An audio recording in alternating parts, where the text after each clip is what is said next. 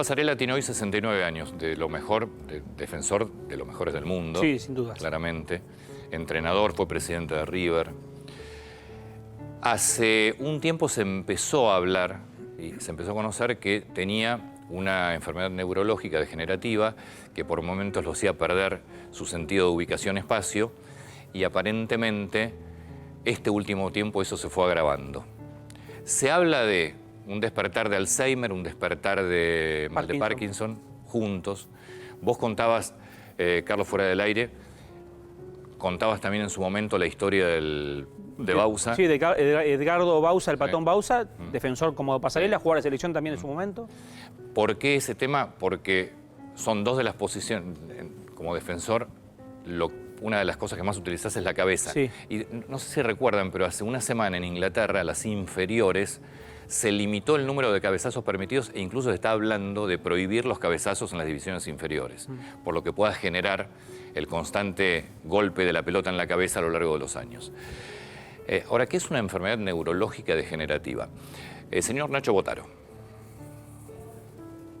Sí, Antonio, a propósito de lo que contabas, la sub-12 en la liga inglesa está prohibido los cabezazos. Fue una propuesta de Arsène Wenger, que fue técnico del Arsenal durante mucho tiempo. Bueno, fue el que propuso y se instauró esta temporada, que para las divisiones inferiores no se pueda cabecear hasta los 12 años. Sí, de hecho, volviendo a Daniel Pasarela, su última aparición pública fue en diciembre de 2020, en el velatorio de Alejandro Sabella, y anteriormente no se lo había visto hasta lo que había sido, bueno, el descenso y después el ascenso de River a primera división. Después de eso había mantenido un perfil bastante bajo. Bueno, a propósito del antecedente familiar, porque estaría transitando algunos síntomas parecidos a los que vivió su padre, le quiero preguntar al neurólogo doctor Alejandro Anderson. Gracias, doctor, por darnos su palabra. Buen día, gracias por invitarme. Bueno, si es posible que esta condición que esté transitando ahora Pasarela sea hereditaria, ¿no? Y puntualmente, ¿cuáles son los síntomas que, bueno, podrían haber derivado en esto que está tratando ahora Pasarela, ¿no?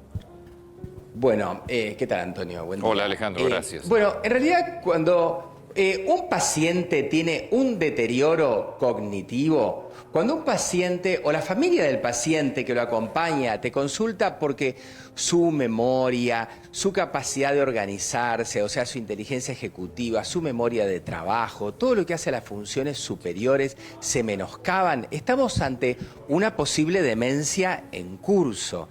Vos tenés un abanico muy grande de posibilidades diagnósticas. Lo primero que vas a preguntar son los factores de riesgo. Este paciente es hipertenso, es fumador, tiene alguna posibilidad de que se haya desgastado su sistema vascular y que tenga infartos cerebrales que lo deterioran, o tiene algún antecedente familiar y tenemos que buscar alguna patología heredodegenerativa. Y después también está esto que se viene comentando y que contaban al principio de la nota, que es la encefalopatía traumática crónica, que es lo que tienen muchos jugadores de diferentes deportes que tienen impacto en la cabeza. Así que tenés una posibilidad muy amplia que la vas a ir despejando en qué medida. Y bueno, vos haces una evaluación neurocognitiva para poder medir exactamente cómo está desde el punto de vista intelectual ese paciente. Lo vas a revisar y vas a decir, ¿esto se acompaña de un trastorno motor o no?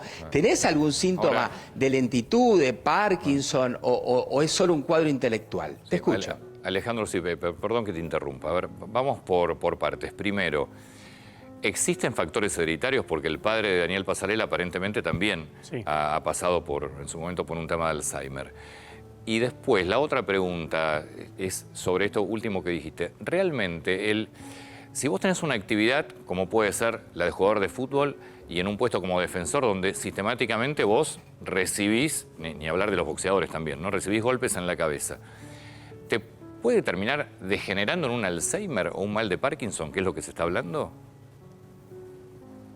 Bueno, por un lado, si vos tenés un antecedente familiar, eso juega mucho. Vos sabés que el deterioro cognitivo, la demencia, prácticamente de cada 3 pacientes, en 2 la causa es el Alzheimer, que es una enfermedad degenerativa de las neuronas porque se deposita una sustancia que se llama beta-amiloide. Y hay Alzheimer que depende mucho de la cosa ambiental, pero hay un grupo que es muy hereditario, así que esa es una posibilidad.